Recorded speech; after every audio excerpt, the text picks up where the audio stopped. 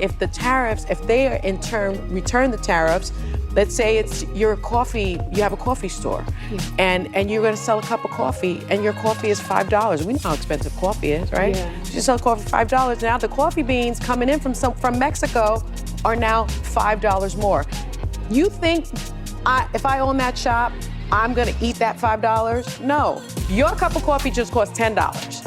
Well, and that's the deal. As if revoking temporary protective status for 500,000 Venezuelans wasn't enough. As if bullying Panama wasn't enough. Now he's going to tax our tequila and avocados? Yeah. Did that really just happen? Sunny Hostin faced outright humiliation on The View, booed by her own audience after launching into an anti-Trump tirade. And the reaction? Pure shock from the other hosts, who clearly didn't see it coming. But let's be honest, this isn't just about tariffs. This is about The View's deep-seated grudge against Trump that's been brewing since 2016. And now, it's finally coming back to haunt them. Let's dive into the details. The View is absolutely fuming over Trump's continued success. And in their latest meltdown, they just exposed their own hypocrisy. The host went on a full-blown rant about Trump's tariffs, twisting the narrative to make it yet another excuse, to bash America. Because let's be real, that's their go-to move. They've built their platform on tearing down their own country. But in a shocking turn of events, Sunny Hostin's attempt to attack Trump completely backfired. She accidentally ended up endorsing RFK Jr., and the audience, instead of cheering, they booed her. That's right, the same crowd that mindlessly applauds every anti-Trump jab suddenly turned on her the moment she stepped off script. And then there's Ana Navarro, who somehow took Trump's Mexico policy personally. Outraged that Trump threatened tariffs on Mexico, she spiraled into complete absurdity, leaning into racial stereotypes by complaining that Trump's actions would raise the price of her tequila. Watch how she turns a policy discussion into a dramatic tragedy.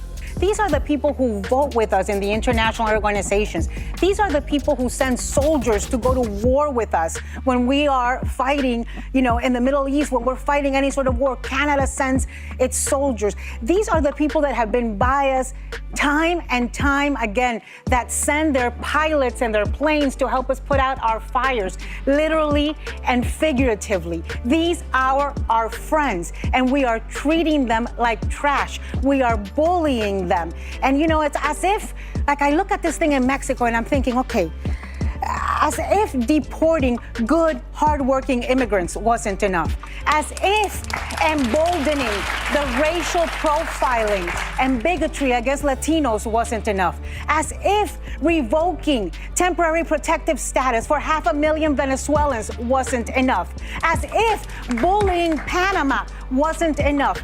Now he's going to tax our tequila and avocados? Yeah. But let's be real for a moment. The left's obsession with allowing Canada and Mexico to take advantage of the US just because we've historically been allies, it makes zero sense. Look at the reality on the ground. The migrant crisis is pouring through Mexico's borders straight into the US. The fentanyl epidemic, it's being fueled by cartels operating in Mexico, flooding American cities with deadly drugs. And yet, despite all of this, the US continues to run a $100 billion trade deficit with these countries every single year. And somehow, we're the bad guys for suggesting that if we're going to keep enriching them, maybe they should step up their border security to help prevent American citizens from dying. The logic is completely backwards.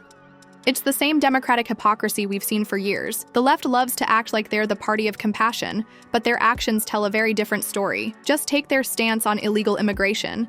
They openly push for illegal migrants to stay in the US, working under terrible conditions for slave wages. And when questioned, their defense? Oh, but who will pick our vegetables? Think about that for a second. That exact argument mirrors what Democrats were saying in the 1850s about slavery, and yet they fail to see the connection. They're essentially endorsing human trafficking, encouraging migrants to risk their lives crossing into America just to be exploited, forced to work grueling hours for next to nothing, with zero legal protection.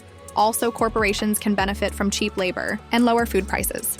And this is the party that claims to be morally superior? Like most leftist policies, their so-called compassion ends up being more harmful, more racist, and more destructive than the problems they claim they're solving. But don't go anywhere, because The View's meltdown only gets worse from here. Stick around for what happened next. And I'll just say, Mexico, Canada, and China together accounted for more than 40% of total U.S. imports last year. But more importantly, Canada and Mexico are the top buyers of U.S. exports in more than 72% of all export categories. 72%. We send our stuff over there. So now if there are these tariffs, That's going to cause problems, billions of dollars of problems. And if the tariffs, if they are in turn return the tariffs, let's say it's your coffee, you have a coffee store, and you're going to sell a cup of coffee, and your coffee is $5. We know how expensive coffee is, right? Yeah. You sell coffee for $5. Now the coffee beans coming in from Mexico are now $5 more. You think if I own that shop, I'm going to eat that $5? No. Your cup of coffee just costs $10. Well, and that's the deal. Sunny Hostin's latest blunder is yet another reminder that college degrees don't always equal intelligence. And here she goes again, proving exactly why people call higher education a scam. This time, the so-called college-educated lawyer made a claim so absurd it's almost laughable. She said, so your $5 cup of coffee, when it gets hit with a 25% tariff, is now $10. Just think about that for a second. A 25% tariff suddenly doubles the price? That's not just wrong, it's embarrassingly wrong. And this woman has a law degree? Hostin is the perfect example of how colleges hand out degrees to people who can't grasp basic economics, yet walk around acting like they're the smartest ones in the room. It's the ultimate participation trophy, a degree that inflates their ego while leaving them completely disconnected from reality. And every time the media brags that Kamala Harris won the educated vote, I can't help but laugh. Because if that really means she won the Sunny Hostin IQ vote, it's not exactly something to brag about. Now, people always ask, why do you even watch The View? Simple, because they pretend to be a credible news talk show. But this is the reality. This is what their audience is actually hearing. And it's important to understand that, because if we don't, we can't properly fight back against this rampant stupidity. If The View were just a lighthearted brunch show filled with mimosas and celebrity gossip, I wouldn't waste a second on it. But that's not what it is. The problem is that they try to pass themselves off as a legitimate news source. They sit down with real politicians, pretending to have serious discussions about political issues. And what happens? Viewers on the left see them interviewing senators and think, well, this must be a credible source of information. But in reality, they're being fed propaganda, brainwashed into adopting a radicalized, completely one-sided view of the world. That's why this matters, because millions of people are drinking the Kool-Aid these hosts are serving up. And instead of being better informed, they're being misled, turned into a force that's actually dangerous to democracy. And now, Whoopi Goldberg, our resident philosopher of nonsense, steps up to deliver her ancient wisdom, explaining why somehow we're the bad guys for simply asking our neighbors to be better neighbors. And Canadian citizens showed how they felt about these tariffs at NBA and NHL games over the weekend. Take a look.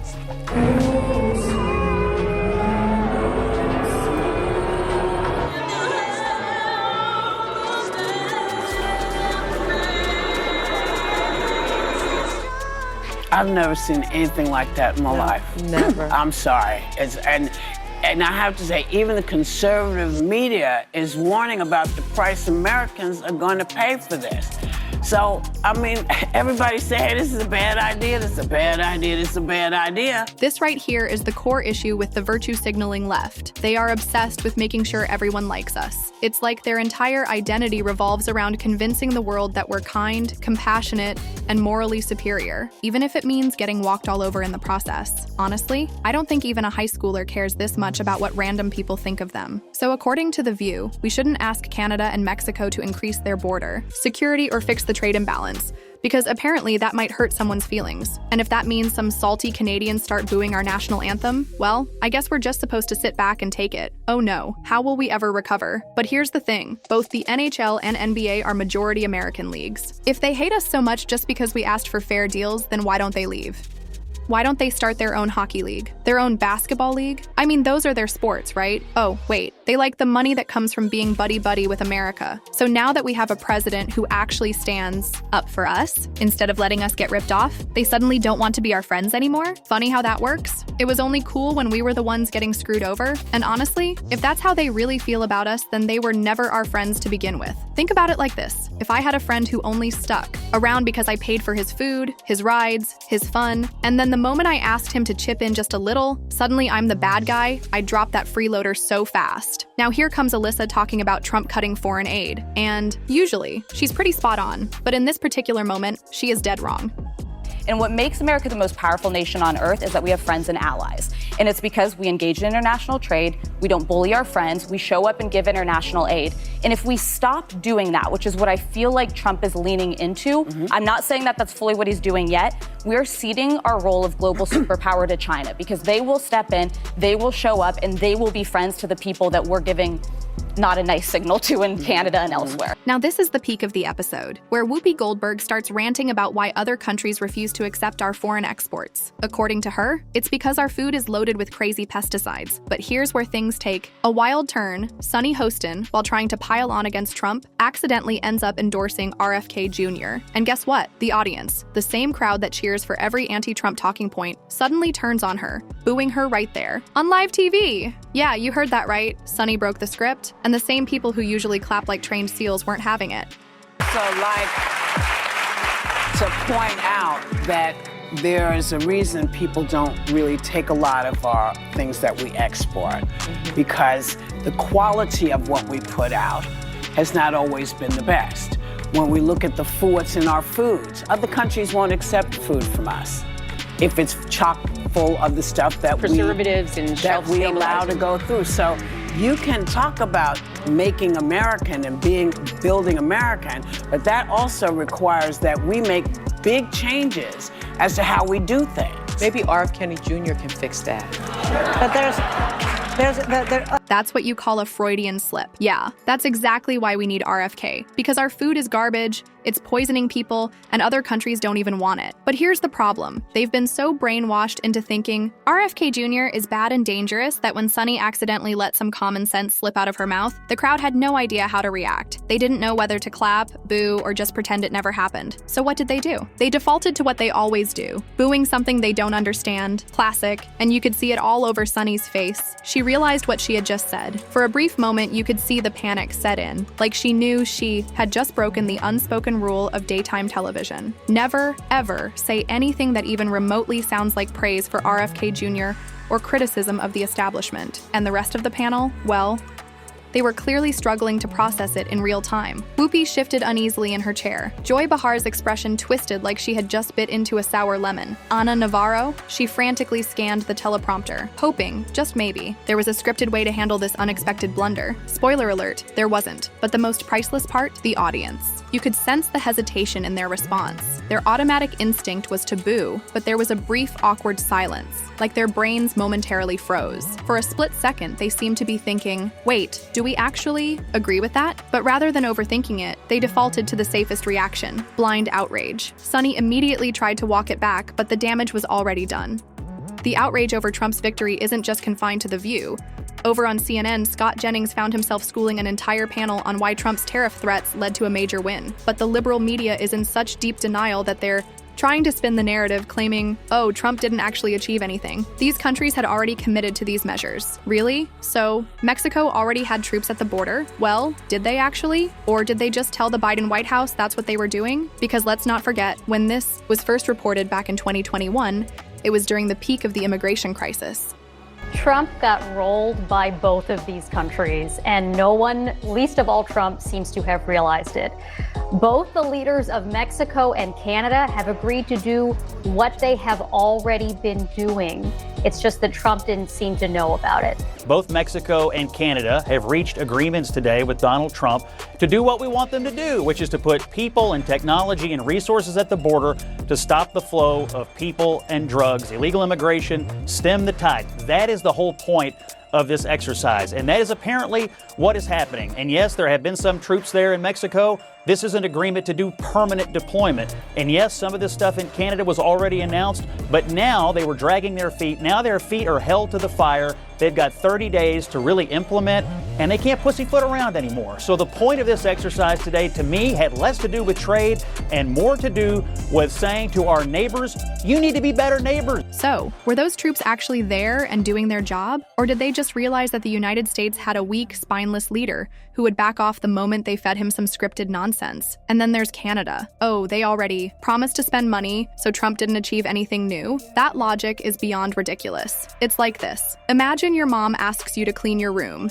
You say, okay, Mom, I will. 2 hours later, she checks back. It's still a mess. She reminds you again, and you respond, I promise, I'll do it. 3 hours later, the room is still a disaster. Now you say, no, Mom, this time I am officially committing to cleaning it. See the problem? That's exactly what happened with Canada and Mexico. They made promises before, but never actually followed through. Then Trump steps in, puts his foot down, and suddenly, things start happening. But the media refuses to acknowledge it because that would mean admitting Trump was right, and they just can't do that.